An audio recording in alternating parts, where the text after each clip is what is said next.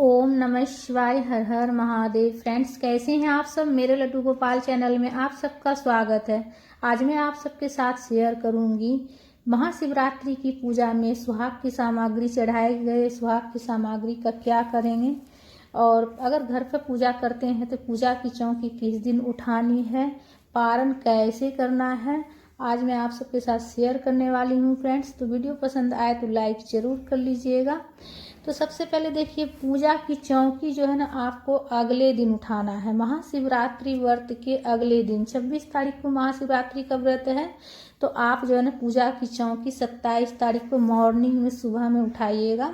सुबह में स्नान आदि करने के बाद जो है ना, उसके बाद आप पूजा की चौकी उठाइएगा। तो देखिए, पूजा में जब जो दक्षिणा चढ़ाइएगा वो आप किसी मतलब पंडित ब्राह्मण को दान कर दीजिएगा। कुछ अनाज वगैरह रख कर दान करना है, ठीक है। मिट्टी का दीपक वगैरह जो प्रज्वलित किए हैं वो सब इकट्ठा कर लीजिएगा। जितना पुष्प है सब इकट्ठा कर लीजिएगा विसर्जन करने के लिए। विसर्जन कैसे करना है, आसपास देखिए गंगा जी अगर कहीं हो, आसपास में गंगा नदी हो तो वहां जाकर भी आप विसर्जन कर सकते हैं।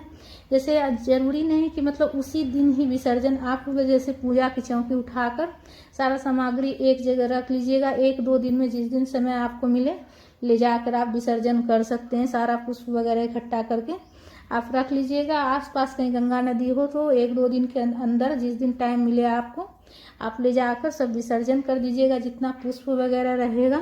या फिर घर में अगर आप विसर्जन करते हैं तो आपके यहाँ जैसे गमला हो, मिट्टी हो उसमें, तो उसमें आप डाल दीजिएगा तो खाद बन जाएगा।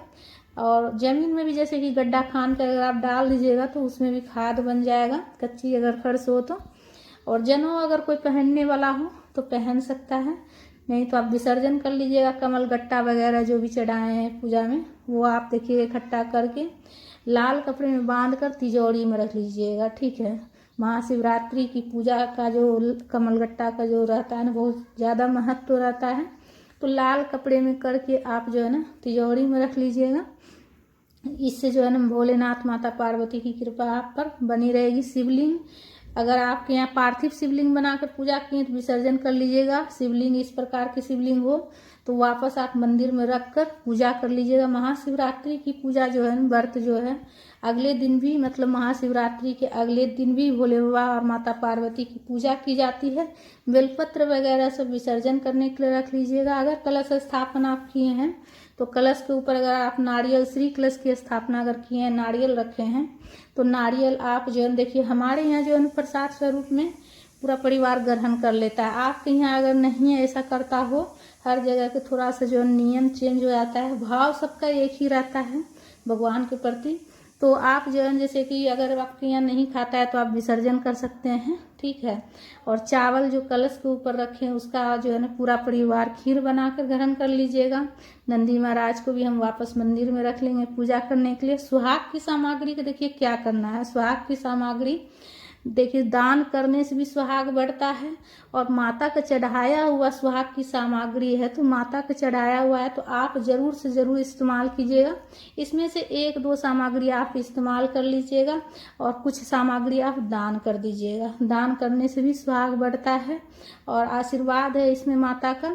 तो इसीलिए से आप भी जो है ना सुहाग की सामग्री जो चढ़ाइएगा आप थोड़ा इस्तेमाल जरूर कर लीजिएगा और थोड़ा दान कर दीजिएगा।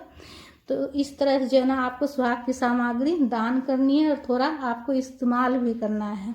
अखंड सौभाग्य की प्राप्ति होती है। सुहाग की सामग्री माता को चढ़ाकर अगर हम खुद इस्तेमाल करते हैं तो। उसके बाद कलश में जो हमने सुपारी, सिक्का, गांठ वाली हल्दी, ये सारी चीज़ें जो डाले हैं इसे हम विसर्जन करने के लिए रख देंगे। सिक्का उपा वापस जो है ना आप कमलगट्टा के साथ में तिजोरी में रख लीजिएगा। और बाथरूम को छोड़कर पूरे घर में आप जल का छिड़काव कर लीजिएगा। और जो बच जाए वो इधर उधर नहीं फेंकिएगा।